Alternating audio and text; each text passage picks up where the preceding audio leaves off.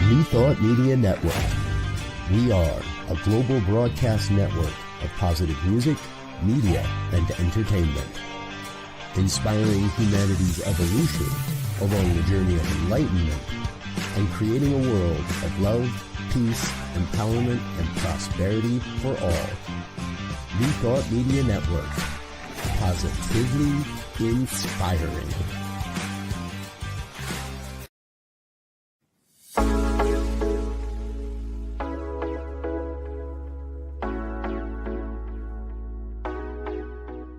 What if the person you think you are is just a fraction of who you truly are?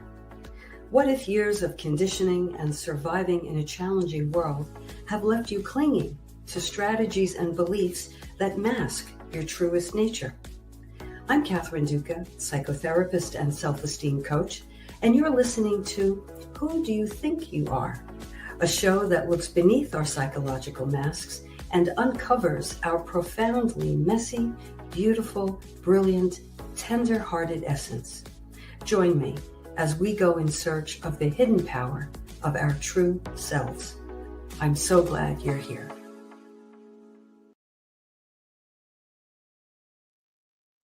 And you know that's the absolute truth, dear friends. I am so glad I'm here. No place I'd rather be. And I missed you last week. I'll tell you what I was up to. But first, I want to welcome you to Who Do You Think You Are? This is a podcast that is dedicated to helping you learn how to have the highest regard for yourself in every situation, how to live from a place of genuine and deep self-respect and self-love, and how to make yourself a priority in your own life.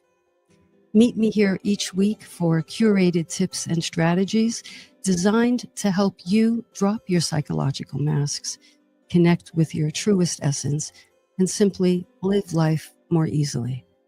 Because we know that when we approach life in this way, we naturally and organically and effortlessly have more room, more generosity, and more love for others. And dear friends, when have we needed that more in our lives? Welcome, welcome, welcome.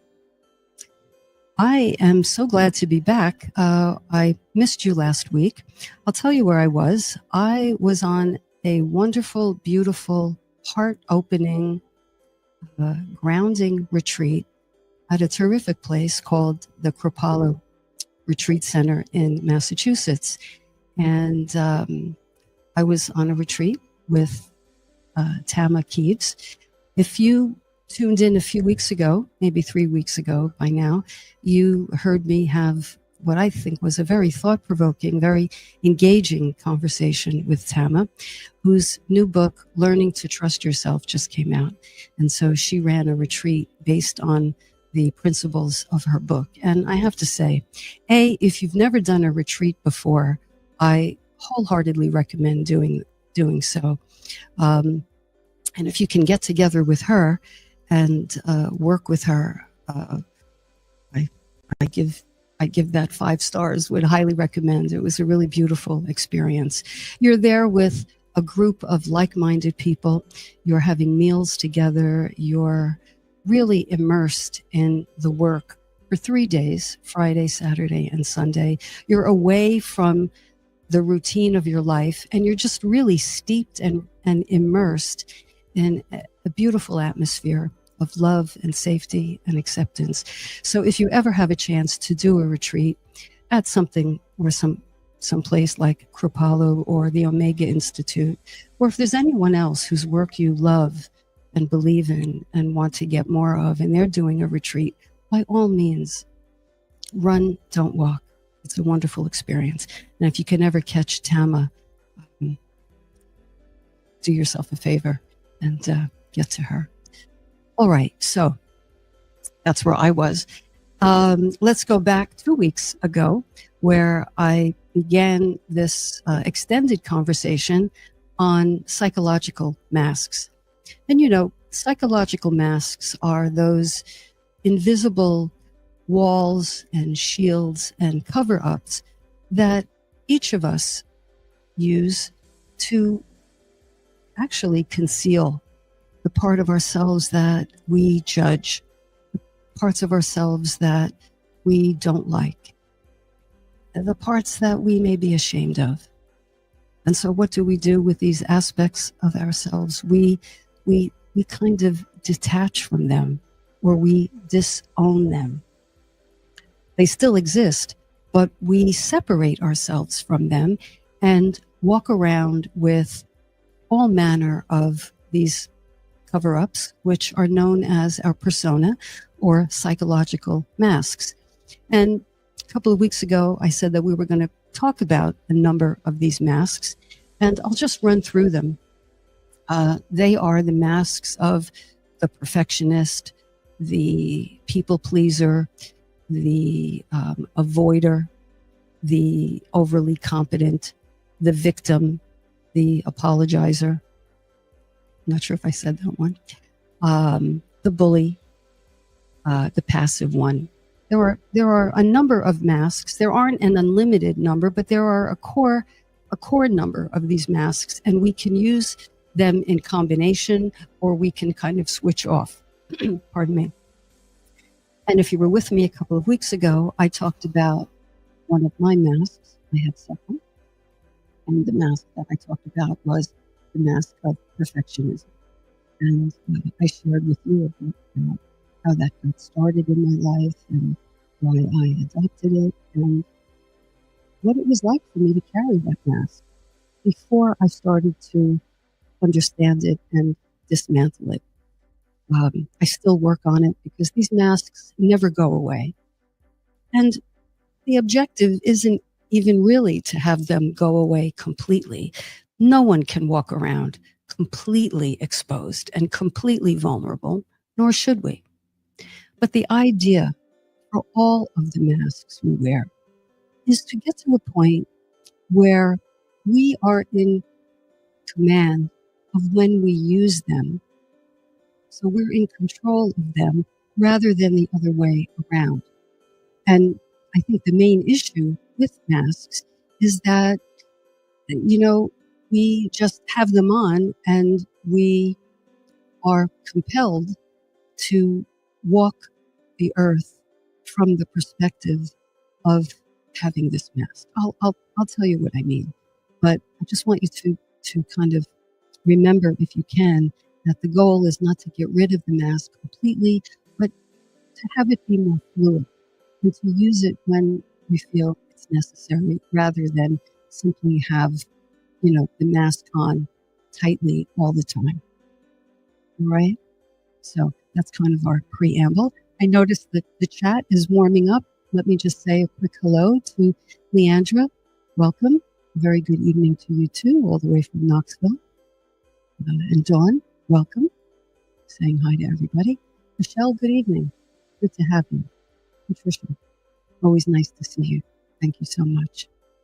So tonight, we're going to be talking about a mask that I didn't mention, and it is the mask of I am fine. I'm fine. Now, you may wonder, what the heck is the problem? Hi, Claudia. I see you there. Claudia says hi to everyone. Welcome. Claudia from Delaware. The mask of I'm fine. You may ask, what is the big deal? What's the problem with being fine all the time? Well, nothing. Unless, of course, you're compelled to be, always 24/7 in that mode. And you, or me, or one, can't tolerate anything but projecting this image to the world, which is really what masks do. They are our polished and curated image that we want the world to see. Simply put, it's what we want the world to think of us, because we are unconsciously or consciously worried and concerned that if anybody saw what lived beneath our mask, that which we might not feel good about or which we might feel ashamed of, bad things would happen. We might not be approved of. We might not be accepted. We might be rejected. we may not be loved. So we have a pretty heavy investment in our thought process, heavily invested in maintaining these masks. But what I want to continue talking about tonight is the implications of wearing these masks all the time and not examining what's underneath them. You know, in this work, and certainly if you're tuning in and if you're here in the chat, you are someone who wants to be authentic. I know you're someone who wants to live your life in the best possible way. You want to be the best version, the highest version of yourself. You want to be open-hearted. You want to be grounded. And that's why you're here. And, you know, in this work, we either come from a place of love, or we come from a place of apprehension or inadequacy or fear. By the way, I'm getting some feedback that my voice might be garbled. Can you let me know how you're hearing me? And if others are hearing me as garbled, the producer can possibly do something about that. Am I coming through okay, or am I a little wonky? Somebody let me know in the chat. Yes, muffled. Oh, okay, Patricia says better now. I'm going to adjust the microphone. To my fabulous producer, Reverend Michael Mangus, can you hear anything unusual, or do I sound okay to you? Getting mixed reviews in and out. You're fine. It's just that I'm trying to mix some music. So, but trying to mix music. Okay. I think I have you balanced now. You think I'm balanced? Oh, it's my life's dream. My dream. Thank you so much. Thank you so much. And thanks everybody for the feedback. I appreciate that. So I was saying that in this work, we want to use our minds in a new way. We want to be new-minded. And you're tuning into a network called New Thought Media, where the whole idea is to have a new thought. Because as I was saying, when you get down to it, every thought we have is either in the direction of love or of unlove, of lack, of limitation, of striving, of inadequacy, right? So we don't walk around consciously thinking of those polar opposite directions, but I invite you to get more tuned in to the thoughts you have. Notice what you're thinking. Notice what you're thinking. Observe your thoughts, because we're either going in the direction of love, open-heartedness, acceptance of ourselves as well as others, or we are going in the direction and living in the service of perceived inadequacy and perceived not enoughness. So tonight, I invite us all to have the intention of using this conversation and using the material that we'll be talking about to enhance your direction of love. Okay, so I'm fine. What does it mean to be I'm fine? Well, I'm fine is the way some of us walk around projecting this image that no matter how I feel inside, no matter what's going on with me, my image sends a message, all's well, all's good, I've got this, no problem here. And not that there's anything wrong with that in and of itself, as I said, but when that is a cover and a shield for unwanted emotions, unwanted inner experiences, then we are walking around in some degree of hiding. And we can't be our authentic selves if we're hiding. Now, huge disclaimer. I got a question today on one of my posts, and it was a good question or comment. And the person said, and I really appreciated this. She said, well, how unfine she appears depends upon who she's speaking to. And to that I say, of course. So the big disclaimer that I want to put on this conversation is that the idea is not to walk around like what I call a raw nerve all the time. That's not the idea.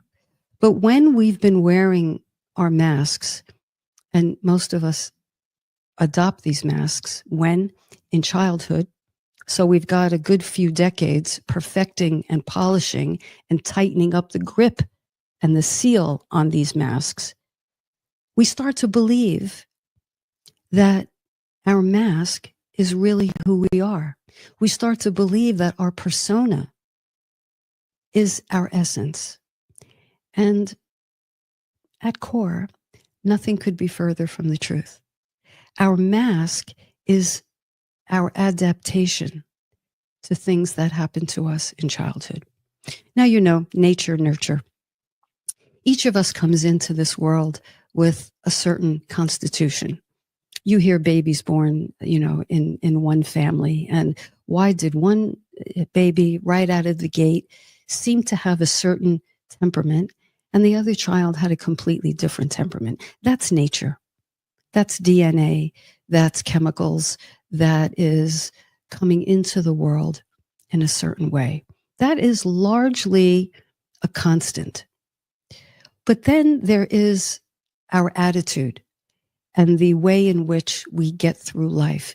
And that has everything to do with nurturing, meaning whatever experiences we had in childhood, especially the ones that were uncomfortable or painful or confusing or unpredictable, things like that. We, as brilliant children, adopted out of thin air, I might add, which is fascinating to me. We adopted strategies with which to cope with those unpleasant or painful or frightening or traumatic circumstances.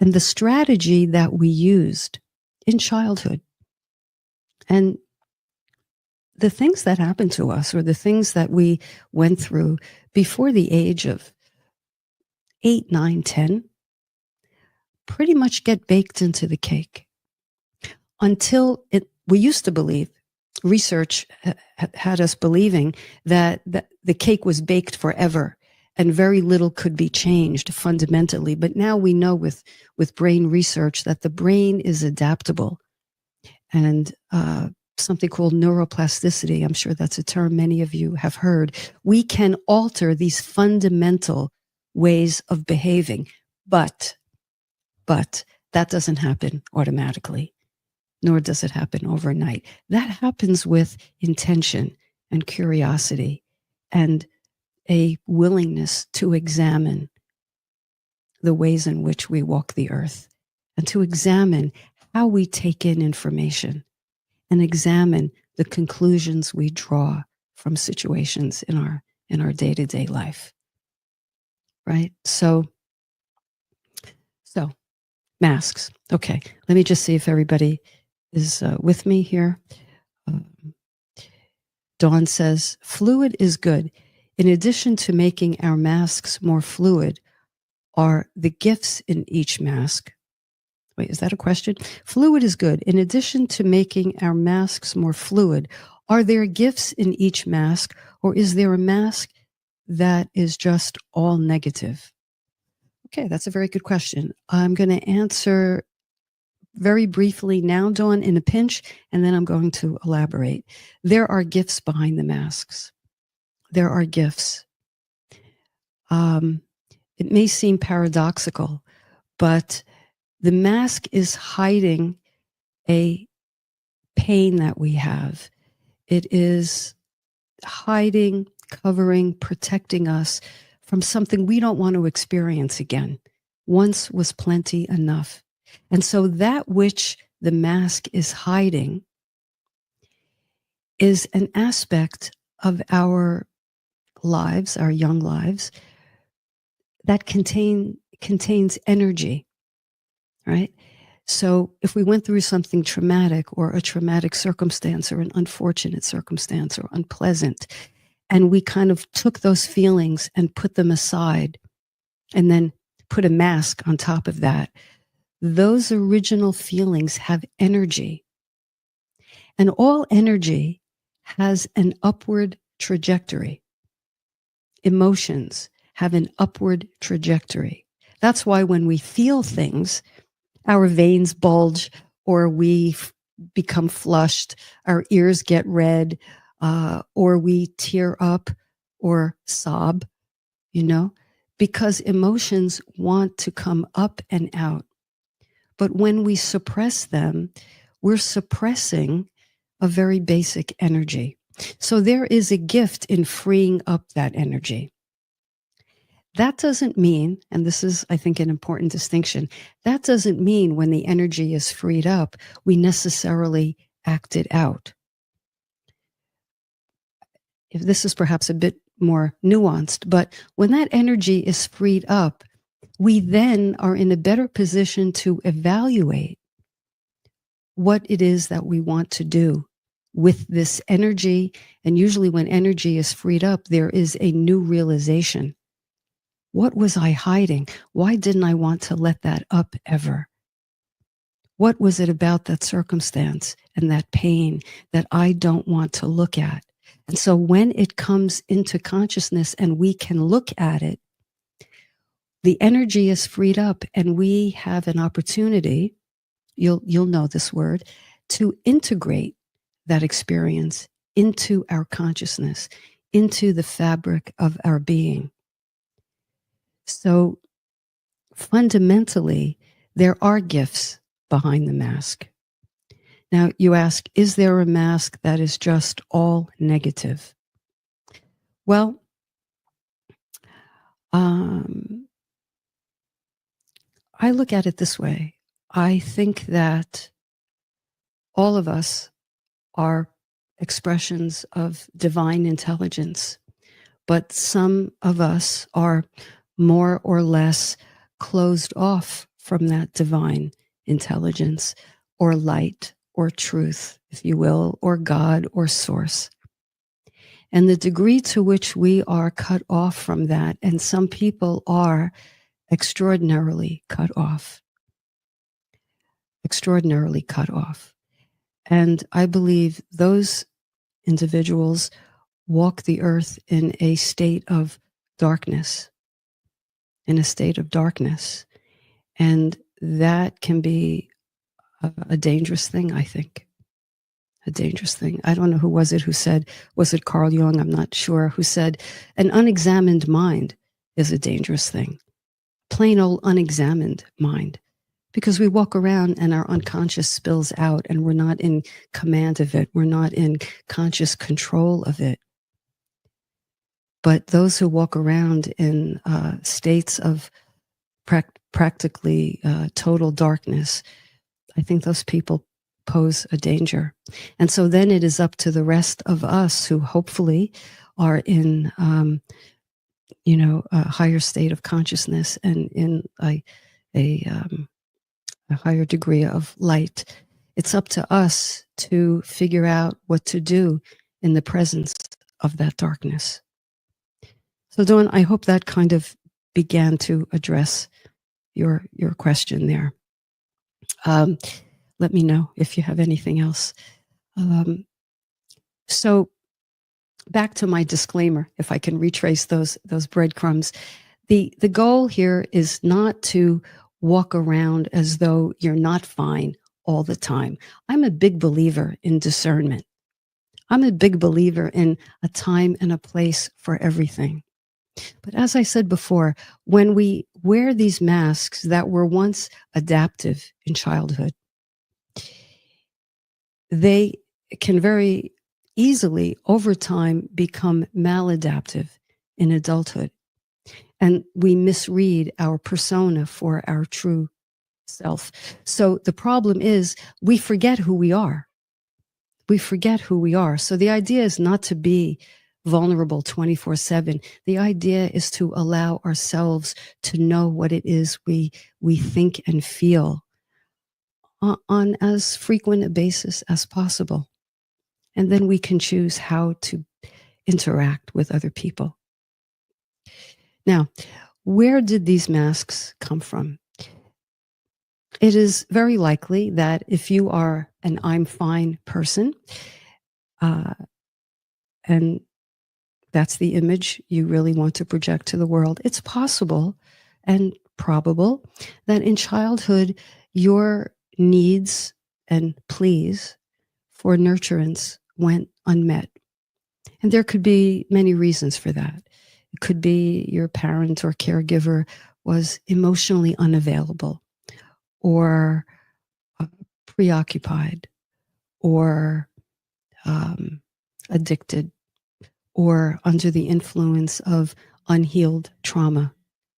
And so your parent or caregiver was simply not able to meet your need or needs. Either that, or the other, I think, common reason is that you perceived your parent was burdened or overwhelmed or perhaps ill, or maybe, all of their attention or much of their attention went to taking care of a sick relative or a sibling who was ill. And so as incredibly brilliant children, what you and me, and so I'll say what we may have done, is we said, well, if they're not going to listen to me, if they're unavailable to me, if they're preoccupied, checked out, addicted, then they're not going to listen to me. They're not going to care. They're not going to hear me. No one is going to tend to my feelings. So why bother? And this is essentially what is underneath. This is the glue that keeps the I'm fine mask in place. No one's going to care. No one's interested in me or what I have to say. Or if you were the protective child who didn't want to burden your parents, you just concluded, well, you know what? I've got to take care of myself. Mom is working 2 jobs, dad is exhausted, or single parent, or whatever the case. I don't want to bother them. They have enough to deal with. I'm just going to hold it in, suck it up, do the best I can, and tell myself, this is key, tell myself, I don't have any needs. I'm good, thank you. I've got it. I don't need anything. Because if we don't need anything emotionally, what happens? We're less likely to get disappointed. So can you begin to hear the layers of strategy that go into adopting and maintaining these masks? It's really the mind's brilliant way and a child's brilliant way of self-protection. But these masks do not go anywhere. They don't dissolve. In fact, they get tighter with age. They really do. So the only way to understand what's beneath them is to do work and have conversations like we're having tonight, to begin to question and probe a little bit to start with. What is my mask covering? What is my mask covering? Quick story. When I was in grammar school, and by now you're beginning to understand what the nature of the school I went to. And my mother was one to say, she was tough in this regard. And she would say, if you got in trouble at school, which I never did, rarely, if you got in trouble, it must be because you did something and you deserved it. So, take it up at school. In effect, don't come crying to me. And so, as you may know, a few things happened at school. And when I would tell her about it, she would say, now as an adult, I know why she said this, but she would say, I hear it echoing in my mind now so vividly, she would say, stop your foolishness, stop your nonsense. Just, get it together. And I don't think she said get it together, but she did say, stop your foolishness, stop your nonsense. And I think she didn't want me to be soft or, too soft in the sense of susceptible. So I think she wanted me to be tough. You know, she was in the Army. I shared that with you. And so I think she thought that would do me good. So A for effort, but technically that strategy did not work for me. But what conclusion did I draw? If she's going to tell me, stop my foolishness, my feelings, my concerns, my fears must be nonsensical. Therefore, I'm going to keep them to myself.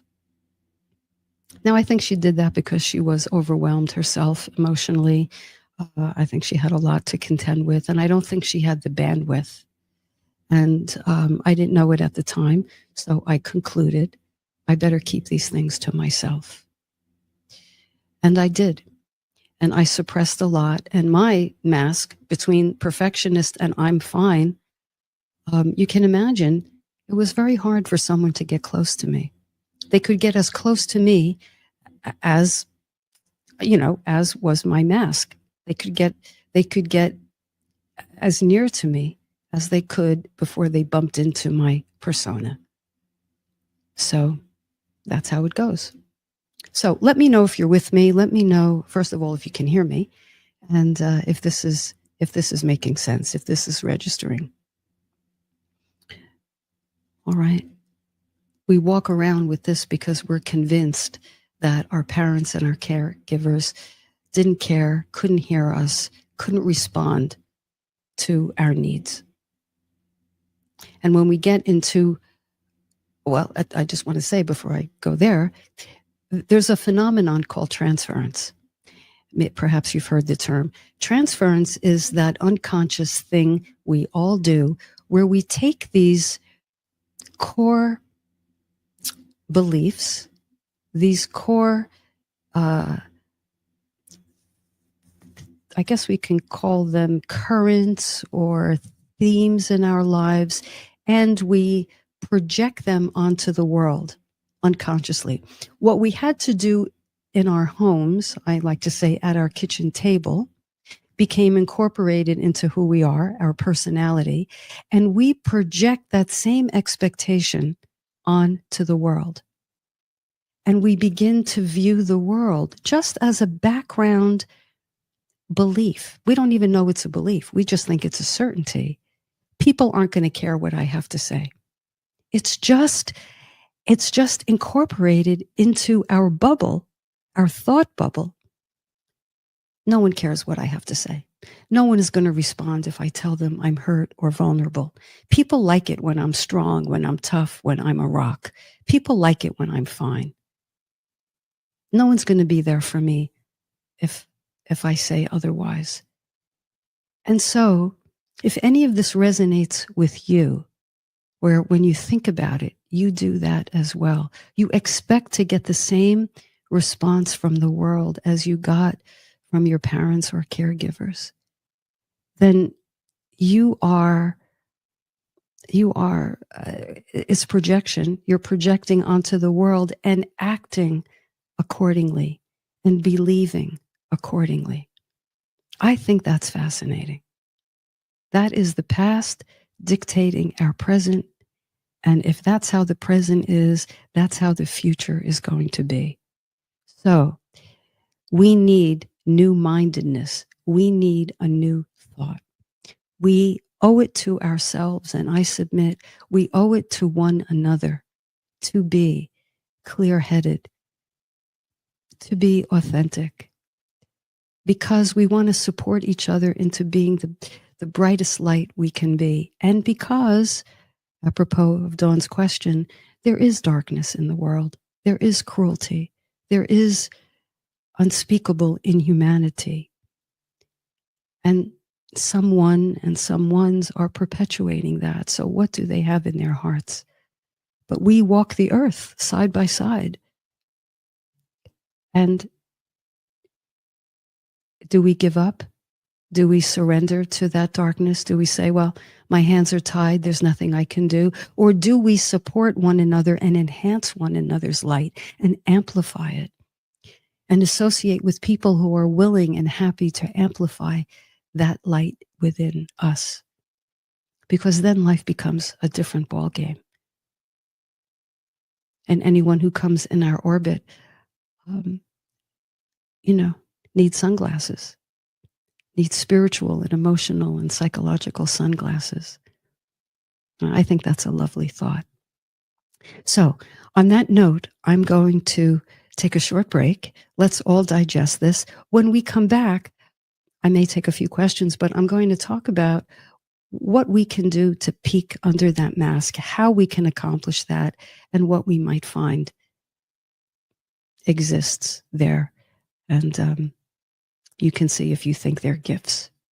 So I'll meet you back in a few minutes. Stay with me. You're listening to Who Do You Think You Are on New Thought Media Network. Be right back.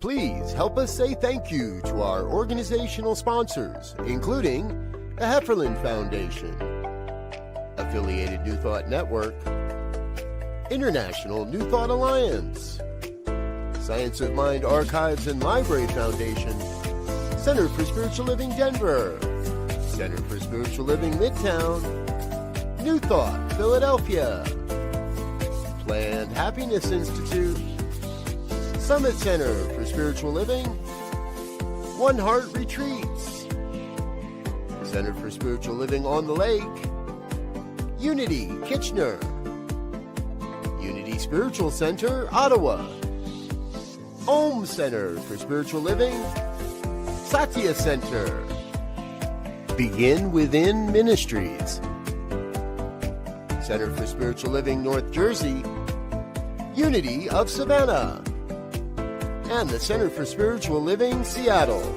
as well as all of our individual donors. Thank you for being part of the New Thought Media Network. Please like, share, and subscribe.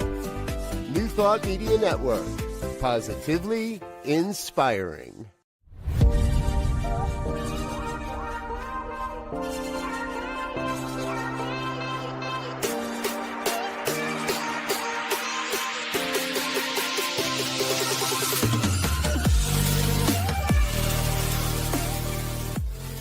New Thought Media Network is proud to present New Thought's Roots and Branches with Reverend Dr. Ruth Miller. Join us every Tuesday at 4 p.m. Mountain Time. Tune in live or watch anytime on our YouTube channel. Discover the rich history of New Thought and its impact on modern spirituality. Join Reverend Dr. Ruth Miller as she shares insights, stories, and teachings that inspire and uplift. Experience deep insights and transformative teachings that connect you to the roots of New Thought. Visit our YouTube channel to catch up on past episodes and join us live every Tuesday at 4 p.m. Connect with us and be part of the journey.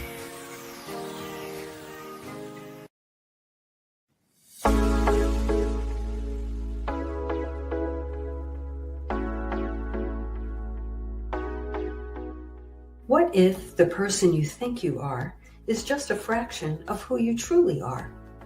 What if years of conditioning and surviving in a challenging world have left you clinging to strategies and beliefs that mask your truest nature? I'm Catherine Duca, psychotherapist and self-esteem coach, and you're listening to Who Do You Think You Are? A show that looks beneath our psychological masks and uncovers our profoundly messy, beautiful, brilliant, tender-hearted essence.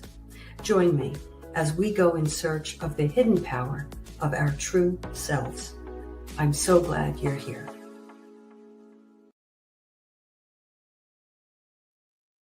Welcome back. You're listening to Who Do You Think You Are? I'm your host, Catherine Duca. Good to be with you. So if you're just tuning in, we are talking about psychological masks, that emotional or psychological glaze that we use to cover up unwanted emotions, unwanted parts of our personality. And it is a costume of sort, or as I call them, masks. All right. So we're talking tonight about the mask of I'm fine. That is the persona, the image that we project to the world that says, no matter what's going on inside, I'm good. I'm fine. I don't need anything. I've got it all sewn up. And the problem with wearing that mask, as well as any other mask, is that it causes us to feel, without even realizing it, estranged from our true self. We confuse our mask for our true essence. And if we do that long enough, as in over the course of our lives, we forget who we are. And if we forget who we are on autopilot. If we forget who we are, we can't really be intimate. We can go through the motions, but we can't really be intimate. We can't really let someone deep into our hearts. And we can't really respect ourselves. Why? Because we don't really know ourselves, and we're afraid of ourselves. We're afraid of that part of our personalities leaking out. And so on some level, and isn't this interesting? On some level, we live in a low level state of fight or flight because we're anti that part of ourselves. We label it bad. We say, oh, that's awful. That's whatever. I've heard people use such cruel terminology. That's abhorrent. That's disgusting. That's bad. That's shameful. And so we're at odds with ourselves. And then we try to be happy. Very difficult. So I'm going to talk about what we can do to peek beneath the masks. And number one, number two, number three. We have to be willing to get still. Because the other thing that happens with our masks is we are outrunning, outpacing what we truly feel inside. So when that is going on, we avoid being still. Because on some level, we feel that if we're still, our emotions can overwhelm us. So we try to stay ahead of them. But really, numbers 1, 2, and 3 are the willingness to get still with ourselves and, question. Do I say I'm fine all the time? Do I tell myself, this is the most important part, do I tell myself I'm fine when I'm not? Have I needed to view myself as fine when the actual truth of the matter is that if I'm quiet, I know that I'm not fine, meaning something is bothering me, meaning something deep within is gnawing at me or haunting me or calling for my attention, but I never gave it because I was afraid of what would happen if I opened myself up to that part of myself. So getting still, asking the question, and number 3, is it number 3? I don't know if it's really number 3, compassionate recognition. This is really what I think is so important. So compassionate recognition is compassion, obviously, compassion with insight. So, when I was a little girl in the 3rd grade and my mother said, stop your foolishness or stop your nonsense, let me, as I rerun that movie in my head, let me freeze frame. I could see myself. I was like 3 feet tall, okay? I was 7 or 8 years old. I can tell you exactly. Let me freeze frame and let me understand what little Kathy was feeling in that moment when Mom said, stop your nonsense. Take it up with sister. Little Kathy felt disappointed, hurt, and all alone. Wow, how do I feel toward my younger self as I look at her in that moment? How do I feel? How do you feel hearing this? You're an empathic group of people. I bet you feel something. My God, there's so much in the chat. I have to hurry. I want to get to you. This is about you, this show. So the recognition is coupled with compassion. I understand how I felt. I understand why I felt that way. And in my adult life, I can even understand why my mother responded like that. And so now I have the insight. I put such a premium on insight, knowing how we operate, knowing what other people experience of us in relationship with us. What is it like for the other person to hang out with us, to date us, to be married to us? Well, if I'm wearing my mask, I have to consider it might not always be easy for that person. But with compassionate recognition, you go back to that home movie and you give that child the time and the attention and the love she deserved. And that's a beautiful thing. And that's how we connect with ourselves. And when we do that, we no longer need the mask so tightly, so rigidly in place, because we've touched that pain. But along with the pain, we've added recognition and compassion and understanding and empathy toward our younger self. And where possible, after we've done that for ourselves, then toward the person who disappointed us. Once I acknowledged my own pain and unmet need, then I could say, what must have been going on with my mom, who was a good person? You know, why did she respond to me that way? Well, I can understand this and I can understand that. Okay. And that goes a long way toward dissolving the tension that we hold within ourselves, the division that we maintain. Okay. Enough of that. I'm going to go to the chat. All right. Let's see. I don't know where to begin. This is in no particular order because I don't know what came in. Okay. Kathy, how would you handle it if someone responded honestly to how are you with something vulnerable like I'm struggling and not feeling myself right now, or I'm going through something difficult at this time, but the other person reacts with indifference or dismissal? All right. I think you go on, Michelle, to say, I ask this because it often seems that when people ask, how are you? It's more out of habit or a social convention rather than a genuine desire to hear a real answer. Well, I agree. You know, I think we're all programmed to be kind of superficial.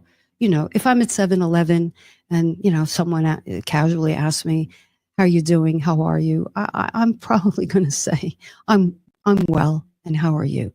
But if it's not such a casual, such a passing relationship, if this is someone I have any kind of connection with, and it's not in a boardroom, I'm not at a meeting, or I'm not in a Zoom call or something, I will likely say,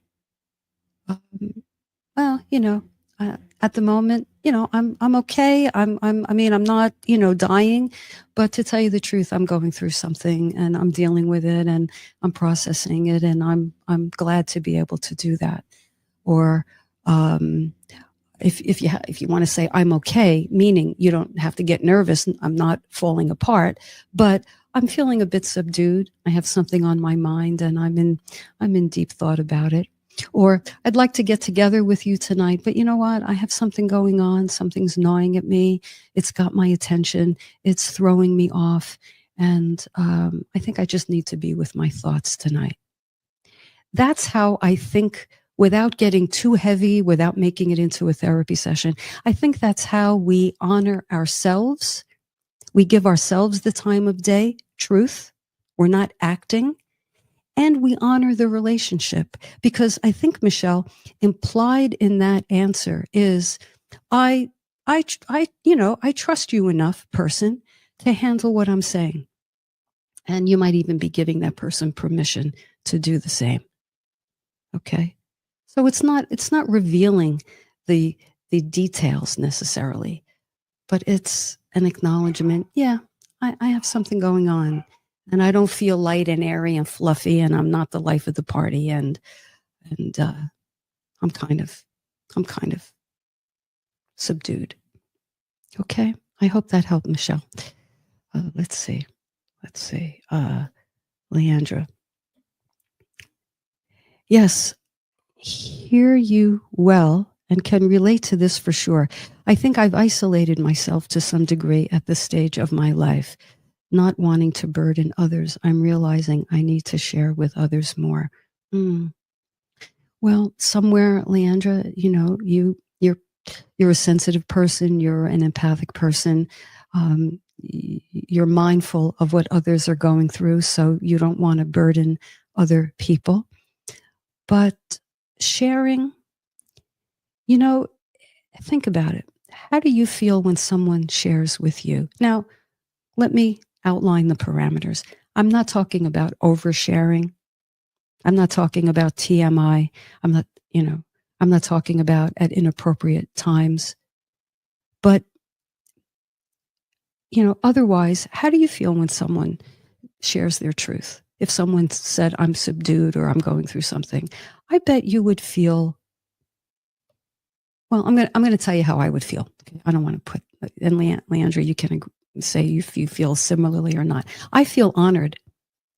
I really feel honored. And they don't have to say one detail, but the fact that they trusted me with that truth actually honors me. And it is my pleasure to give that person the space they need. It's my pleasure to say, thank you for telling me. You're safe with me. No more and no less most of the time. But in that exchange, it's not like I'm going for the Academy Award of being the happiest person. So that would be my response. Okay, Claudia, that's very true. Michael. And do you mean Michael or Michelle?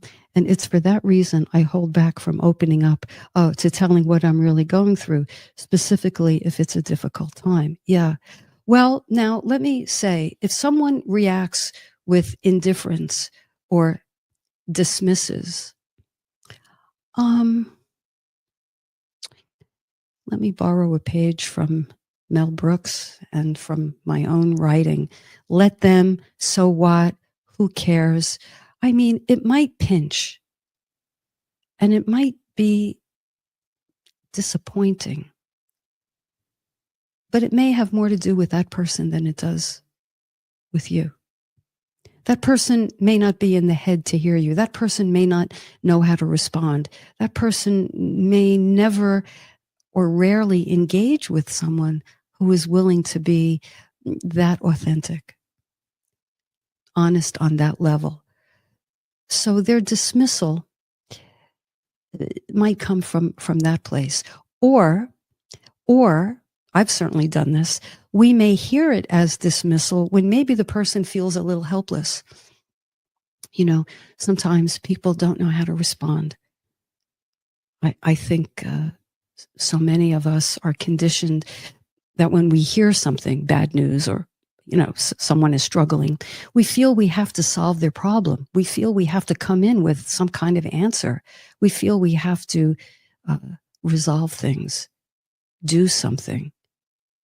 And someone might simply feel awkward, and we read it as indifference or dismissal. Sometimes they don't care. I question, wow, and what are we doing talking to that person if they don't care about something like that? I wouldn't be surprised if more often than indifference, it's I don't know what to do with this information. So I find it helps when I share with people, if I kind of give like a heads up and I say, listen, I don't need you to do anything. I don't need you to solve this. I just need you to listen. I just need to hear myself talk and get it out. And if you can just listen and be a safe space and a container, you'll be doing a lot for me. So let me tell you about why I feel subdued. Does that help? Okay.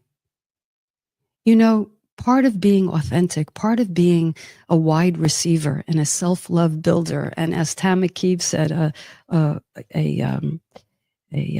maverick soul, is we're grounded and able to handle what we feel. We're not as hungry or needy for other people's approval. Of course, we want to connect, but not everyone is going to be able to do it.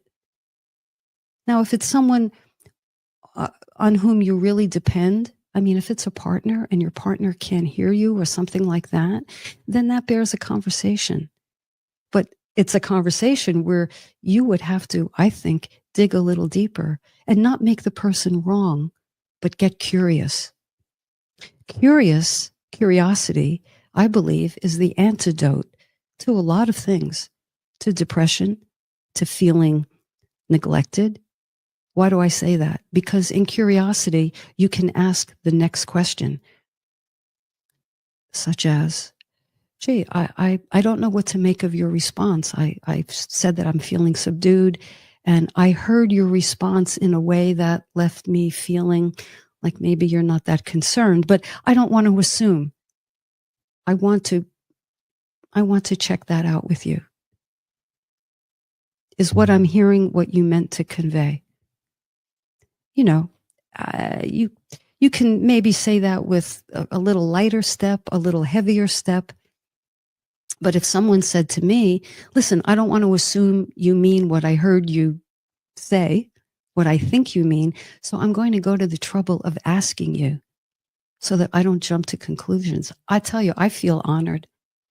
I really do. I love when that happens. And I enjoy asking people. I enjoy checking out. Because sometimes the person will say, oh, no, not at all. Not at all. I just, I just didn't know what to say. And we can handle that. And then you thank them for that, for their honesty. Thank you. I appreciate that. So I hope that sheds more light. I am watching the clock and we don't have much time. Let's see. Did I get to everybody? I hope I did. Did I? I think I saw Still Bill. Still Bill, hi there. I remember when I thought that there was nothing behind the mask, and then was afraid that I wouldn't like whatever was there. Yes. That is one of the main reasons why we don't bother to look, if it even occurs to us to look, Bill, because we're like, I'm not going to like what's back there. I'm not going to like what's back there. But I'll tell you what's back there. What's back there is what happened to us. That's what's back there. And maybe how we responded to what happened to us when we didn't examine ourselves. Maybe, I mean, I'm certainly, I could speak to this. I've done things that when I look back, I cringe. But we cringed because we didn't know a better way to handle whatever might have been happening to us. So, yeah, wow, I made that move back then because I didn't really understand my feeling. I didn't know how to respond. I didn't know what to do with my feeling. So I lashed out, or I withdrew, or I left, or I was snarky or sarcastic or critical, or I jabbed. I'm sorry I did that. And if you can't apologize to the person, because we can't always, it might have been decades ago, or the person might be deceased or what have you, you apologize in consciousness. Acknowledge in consciousness. Oh, I did that because I didn't know better. But you know what? I know better now. And that interaction is going to help keep me on course, because I don't want to feel that way again, and nor do I want to cause anyone else to feel that way. But that's a very legitimate reason. I might not like what's in there. Cue the self-judgment, right? Cue the self-judgment. So back to Michelle's question, Michelle, you're afraid of someone dismissing or being indifferent. I submit that that's how we are with ourselves way too often. And I'm fine. It keeps us at that level where we actually treat ourselves the way we may have been treated in childhood. So if someone was indifferent or told us to stop our nonsense and didn't, ask us about our true feeling, we've now taken that baton and we apply it to ourselves, and we treat ourselves the same way. But we need a new thought. We need to be new-minded. We need to have compassionate recognition and take that little girl, that that little boy, that child within us, and whoever they may be, give them the time of day, give them what they deserved, which is our interest, not our indifference, our curiosity and our honoring and our love and our embrace. Because when we do that, then we have our own back. We actively love ourselves. We become a bodyguard to ourselves, a quiet bodyguard, just a presence that says, you're not going to get to that child unless you come through me. And the adult me has the skills to be able to handle what you may be conveying to me or throwing my way. So I could talk about this topic forever and ever. I love it so much. Thank you so much. I apologize if I didn't get to everyone. Clearly, this is a rich topic, and clearly I am over time. Dear ones, be well. Have a great week. Let's take one another with us. And if you're feeling subdued, give yourself the room to feel subdued this week. All right. Much love. Be well. I'll meet you back here next week where we'll talk about another mask. You've been listening to Catherine Duca, psychotherapist and self-esteem coach on Who Do You Think You Are? I'll see you next time. Good night.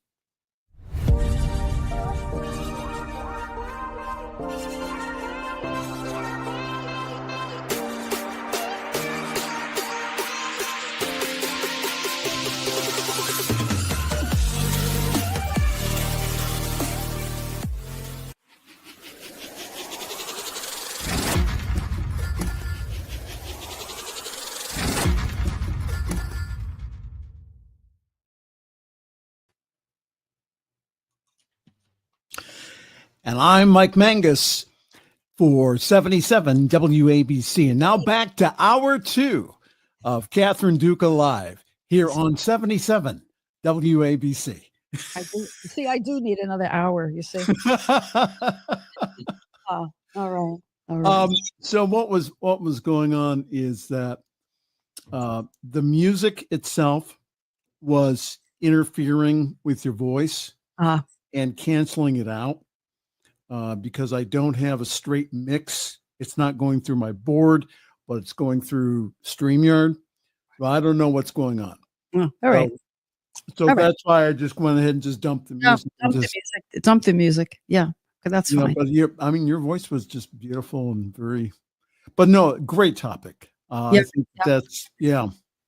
I'm realizing I didn't get to everybody in the chat. I mean, the chat was blowing up. You know what? You're never, even when you have a bank of phone calls, you're never going to get to everyone on the phone calls. That's right. So you use what you can to help the topic. Good talk show hosts do that. Is they pick and choose their callers. For example, if you had a bank of phone calls, and they, you had a producer that went ahead and said, these are the topics that you want to talk about, is that you pick out the ones that, again, that will enhance your conversation. Right. Somebody screens them ahead of time, and then I'm taking the most salient ones. Dr. Laura, again, not everyone got on the air. I mean, they had to go through a producer to even get on the bank. So, and even that, she took, thousands of phone calls. Sure. Trying to get in. So. Sure. But I'll tell you what, even though I didn't get to people are talking to one another. That's true. Right on, other comments. So I just, I'm amazed by that. Amazed by that. All right. So great show. Yeah, thank you. So I'm going to talk to Dawn, and we're going to come up with a date for when we could, the time frame you gave. I'll email you and let you know, and I'll probably give you a couple of times so you could see how that jives with your schedule. Yeah, again, it's just just that day is going to just be, and then I go in for a procedure the next day, so I'm trying to. So yeah, I'm okay. Just. I have to little something. Little something. So something. All right. Yeah. All right. So I will hold the space. I'll hold the intention. Really. Of good. Yeah. Well, I am. That's what I'm doing. Well, I'm So. going to add my intention to Oh, your. good. Oh, I feel very loved and supported. No, I can really relate to that. I'm fine mask. I used to get chewed out when I was in treatment about having the smile on my face all the time, for inappropriate smiling. Oh, I should have said that. That's such a good one. Right. I'm going to weave that in. That's a very common. It's just, but for me, I can't share my feelings just with anybody. No, nor should. Sometimes I just have to say, hey, it's going okay, because some people will just go ahead and discount what you're saying, or they don't. They need therapy themselves. That's right. That's right. And sometimes, again, if people have not gone through any type of change process and have those type of communication skills, well, sometimes maybe it's not the best thing to do, or to find some other friends, or to say, listen, I just really need just to just to talk, just to vent, can you just hear me? Sure. If you can do that. We have to know our audience, I think. We have to know our audience. I mean, this is not for casual, of course. I hope I got that point across. Yeah, I always remember that there was a woman in my recovery program that I made the mistake of dating, but she said, now she was MSW, and so she says, "I don't care about your feelings." It's like, hey.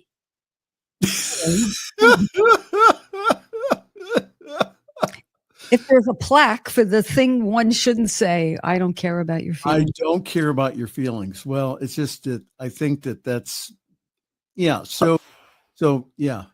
So it's sometimes it's just inappropriate but no, I think that, having something that you can put on, but again, that not having, not being vulnerable enough, to have the mask on all the time, rather than, masks for me, it keeps me from being close to you or from anybody else. So, really being authentic with individuals. So, yeah. Hearing you talk about it, I say, yeah, that was a good topic. That was a good topic. You make it sound very interesting. What?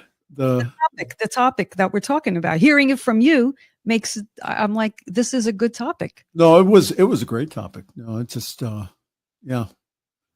Great. I really, for me, I really try to be today, I really try to be as authentic as possible. And just even if I say to somebody else, okay, I'm doing okay, or is really just to acknowledge to myself really how I'm really feeling in the moment. That's right. So if I acknowledge to myself how I'm feeling in the moment, then, maybe I need to go take a journal up. Maybe I need to go, talk to somebody. So yeah. Great topic. That was wonderful. Good. I'm glad. All right. I'll email you during the week, but I'll meet you back here next week. Blessings. Great show. Thank you, Michael. Good night. Bye-bye. Take care. Good night. Okay.